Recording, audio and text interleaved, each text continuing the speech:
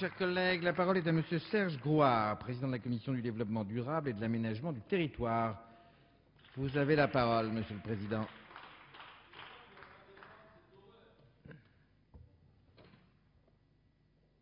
Ça va venir. Monsieur le Président, Madame les ministres, mes chers collègues, la question que nous abordons aujourd'hui inquiète grandement nos compatriotes. À dire le vrai, la grande majorité des Français ne connaît pas la question des gaz de schiste, que ce que la presse, le cinéma, la rumeur ont bien voulu en dire. Néanmoins, cette inquiétude est bien légitime. Lorsque nous ne savons pas, il faut faire en sorte de savoir et procéder avec toute la prudence que notre Parlement a dénommé principe de précaution. Qu'est-ce que le gaz de schiste? La technologie d'extraction des gaz de schiste, c'est le forage horizontal accompagné d'une fracturation hydraulique de la roche. Il y a dans ce débat deux dimensions, une dimension nationale et, je le crois, une dimension européenne, au-delà de la dimension internationale. Pour ce qui concerne la France, nos besoins seraient a priori limités, de toute façon, quoi qu'il arrive. Pourquoi? Puisque, c'est un fait, nos capacités nucléaires fournissent une bonne part de notre énergie et elles se substituent au gaz naturel bien mieux que le pétrole. Certains pourraient dire qu'une production locale conséquente nous permettrait d'améliorer notre balance commerciale et de favoriser le renforcement d'une industrie susceptible d'offrir des emplois. Pour nos partenaires européens, et notamment est-européens, ce pourrait être en revanche plus avantageux. Souvenons-nous que ces pays vivent en permanence avec l'inquiétude liée à la production du gaz russe et qui, chaque année, surtout lorsque l'hiver est rude, amène un nouveau chantage énergétique. En retour, il y a de fortes objections à l'exploitation des gaz de schiste. Le risque environnemental paraît majeur. Certains d'entre nous ont vu Gasland. Les images présentées sont effectivement quelque peu effrayantes. La fracturation hydraulique consomme une importante quantité d'eau, 10 à 20 000 mètres cubes par puits.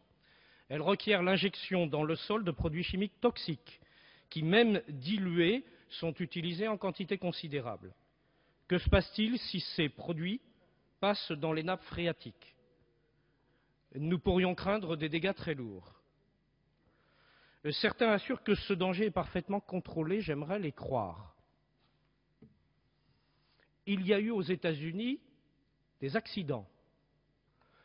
Pourquoi? Est-ce que cela relevait de l'incontournable imperfection d'une démarche alors novatrice et peut-être désormais éprouvée? Est-ce que c'est imputable à la malchance, à l'activité humaine? Est-ce que c'est imputable aux insuffisances d'un opérateur peu scrupuleux? Les questions sont en tout cas ouvertes. Je n'évoquerai pas par ailleurs les atteintes lourdes portées au paysage. Fort de ce constat, cela m'amène à une double conviction que je vais essayer de partager avec notre Assemblée. Ma première conviction, qui est celle du législateur, est que notre code minier, quoi qu'il en soit, doit être sérieusement revu et corrigé. Le fait que des permis d'exploitation aient pu être délivrés en catimini est une faute majeure de notre droit. Il est gravement préjudiciable à la France qu'une atmosphère de secret conduise à douter d'une industrie, si jamais celle-ci était sûre. Et il est intolérable que cette absence de publicité autorise des forages si la technique pollue lourdement notre environnement. Mes chers collègues, quelles que seront les décisions, nous devons durcir le code minier. Nous exigeons énormément d'un éleveur agricole.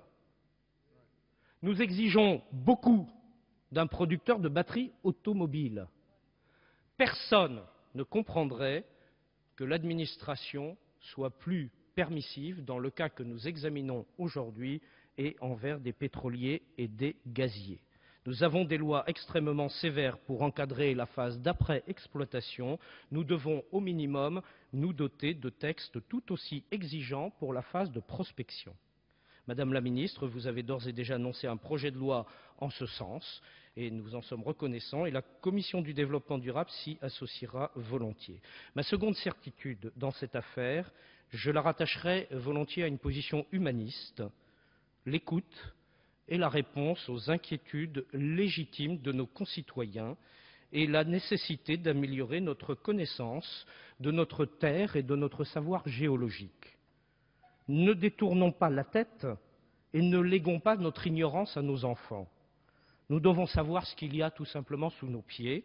S'il n'y a rien, la question des gaz de schiste sera réglée. S'il y a quelque chose, il deviendra nécessaire alors d'en débattre en toute transparence. Dans cette démarche et dans cette logique d'investigation, la Commission du développement durable et de l'aménagement du territoire a confié une mission d'information à nos collègues François-Michel Gonod et Philippe Martin. Je souligne devant notre Assemblée le caractère non partisan de cette mission. Le sujet sera abordé sans préjugés, sans idées reçues, et je propose que nous attendions la présentation de leurs conclusions, qui est assez rapide puisqu'elle doit avoir lieu le 8 juin prochain.